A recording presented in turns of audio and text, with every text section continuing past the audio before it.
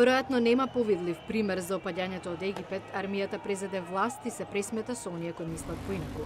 Авторот на извештајот Арч Пудингтон коментира: според многу аспекти Египет не е единствената инстанца. We are at a time right now.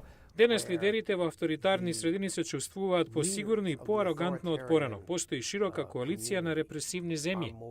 Freedom House оцени 195 земји и 14 територии во две категории – политички права и граѓански слободи.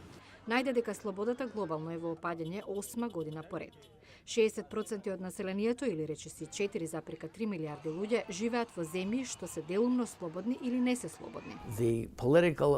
Политичките елити не мора секогаш да користат насилство. Способни се да ја контролираат политиката и да ја маргинализираат политичката опозиција. Македонија е со статус делумно слободна и за политички права и за граѓански слободи доби оценка 3 на скалата од 1 до 7, на која 1 е највисоката. Од непосредното соседство делумно слободни се Албанија и Косово, а слободни Бугарија, Грција и Србија. Речиси, ниту еден регион не забележа полош учинок од Евроазија.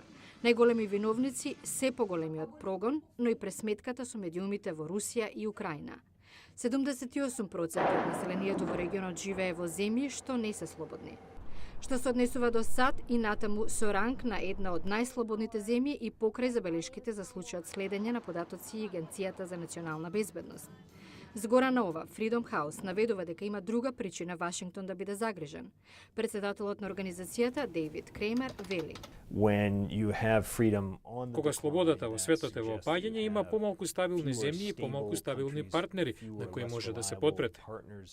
Freedom House додава и дека меѓу жителите во демократските земји, особено во САД, се јавил сомнеш и прашање дали воопшто да се реагира во странство, како на пример на Блискиот Исток.